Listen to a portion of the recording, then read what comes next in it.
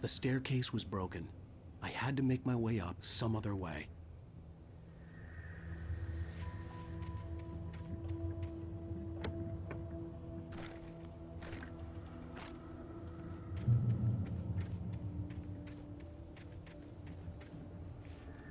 There was no power.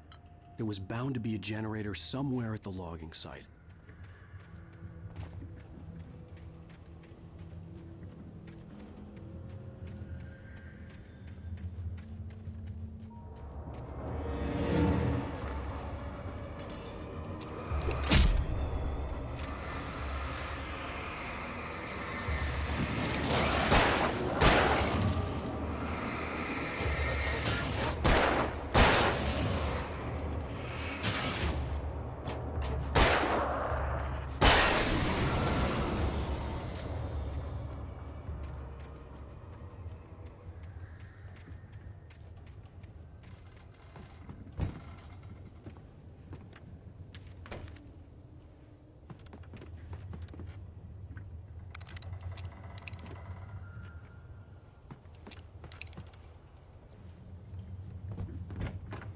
With all this forestry equipment around, there had to be something I could use to reach the top.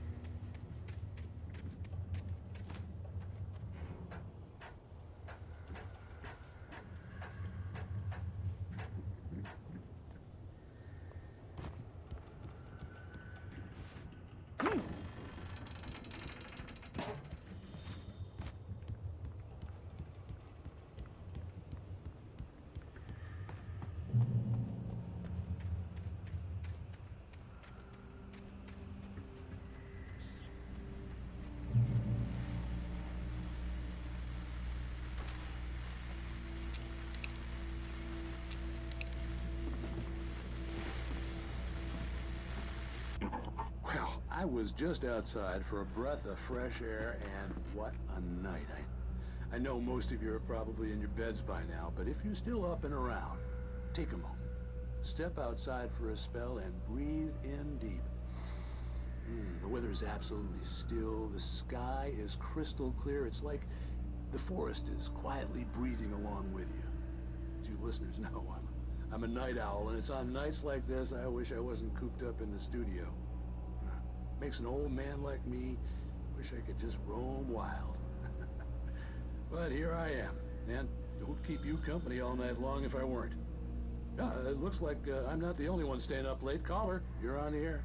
Hey, Pat, it's Maurice Horton. Hello, Maurice. What are you up to? Well, I was just taking Toby on his walkies. Oh, isn't it beautiful out there? Sure, but Pat, the reason I called is that Toby heard something rustling in the undergrowth and took off after it, and I couldn't find him. Probably a rabbit. Sure. Toby loves rabbits. Well, sure. Anyway, I figured that, if anyone runs into Toby, they could grab him. My number's on his collar. And Toby's a friendly dog? Oh, Toby loves people. Usually he comes back, but we were pretty far from home, and it sounds like he went pretty wild there. Great dog, but he's just too dumb for his own good. Well, Maurice, it's out there now. Hope Toby comes home soon. Yeah, thanks, Pat. You have a good night now.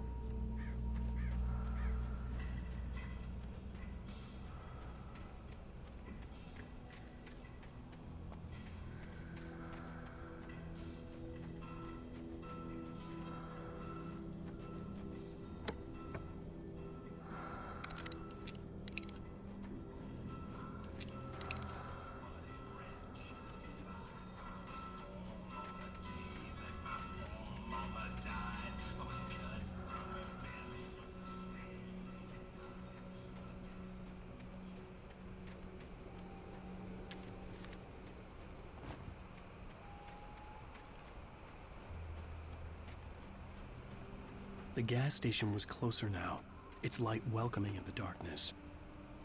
Paul makes the best dogs in the state. Belly Burster is the best with no contest. Monster Dog is second best. The famous dog is...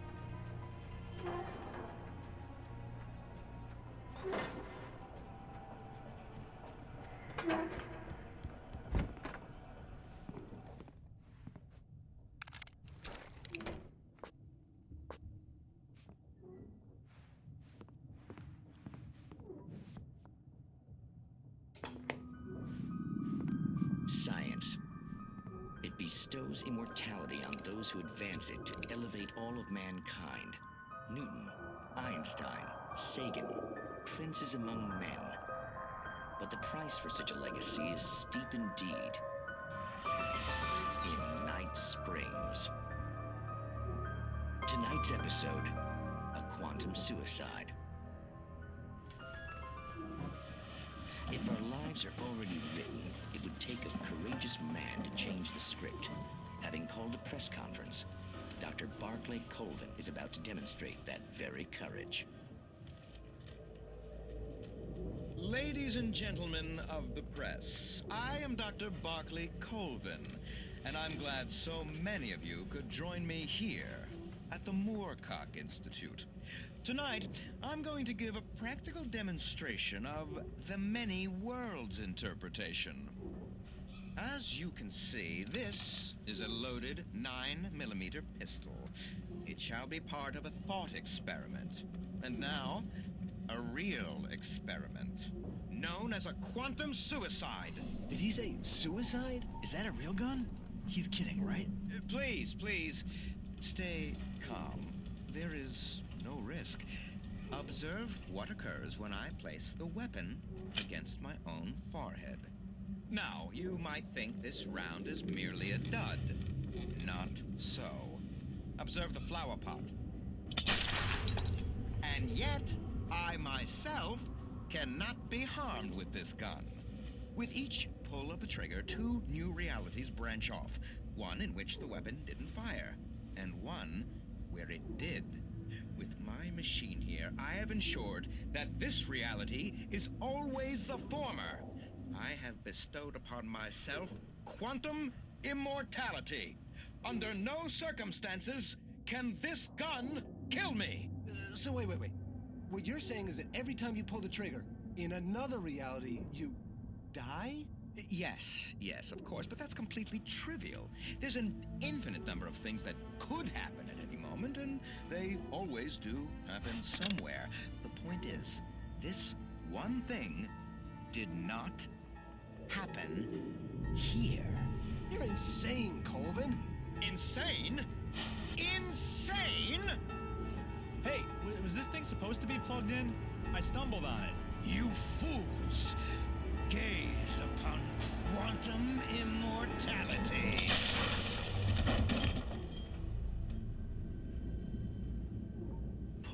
Poor Dr. Colvin, felled by his own hubris or the ignorance of the masses.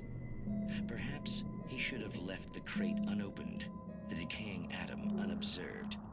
Curiosity often kills the cat. In Night Springs.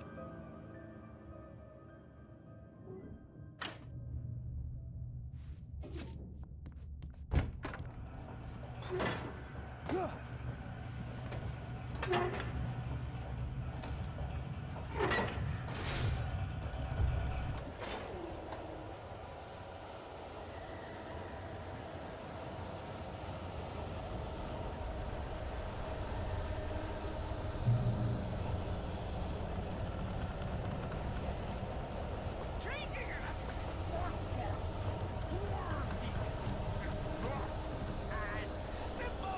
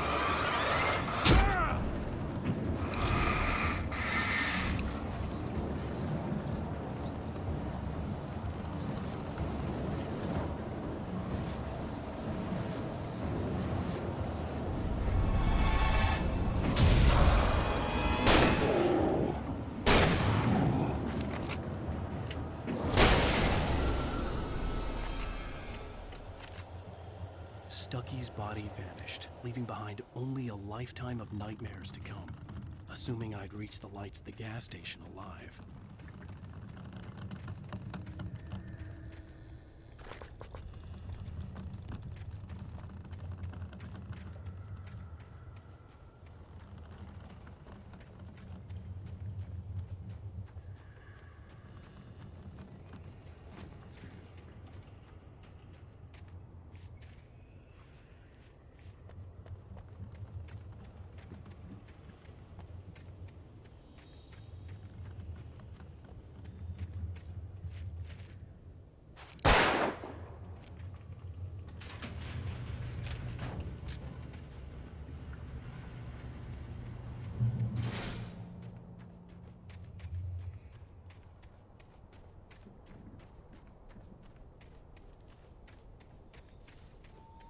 I recognized the parade float I had seen in Bright Falls when I first arrived with Alice.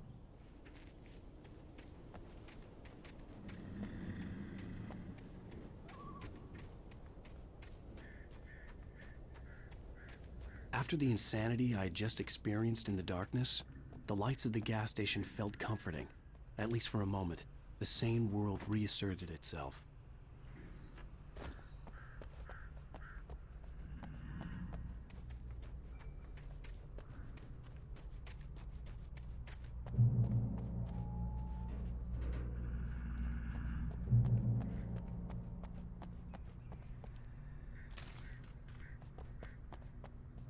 The Deer Fest had been 2 weeks away when we arrived. If the day count on the banner was right, I was missing a whole week between the night we got here and now. The garage was a mess. It looked like someone had trashed the place, or that there'd been some kind of fight. I'll write. I'll keep writing. Outside, there's only darkness. Outside the cabin, outside the story, there's only darkness. I can feel her presence in the dark. Just now, I could smell her perfume in the room. I'll reach her. I'll fix it up. I'll bring her back. The story will come true. If I stop, she's lost. I don't believe this. It'd been me on the TV, talking crazy. Was I losing my mind?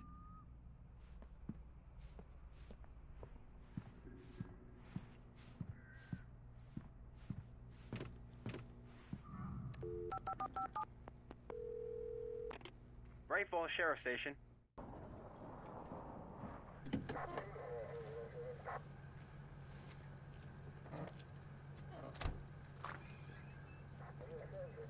Oh, thank God, Sheriff.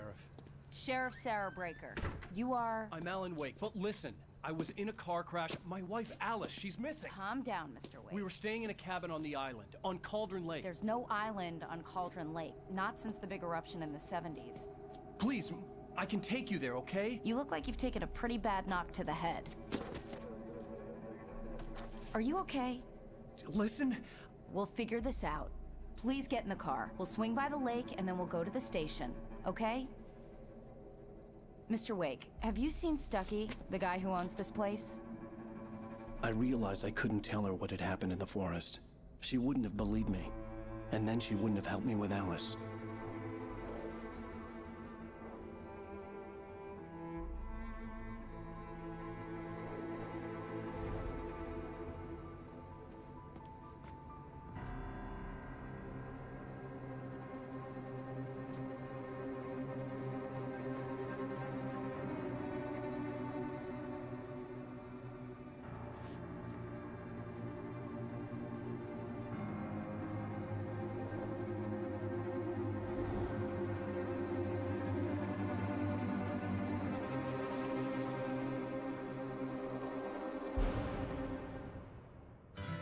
A candy-colored clown they call the Sandman tiptoes to my room every night, and just a sprinkle. I came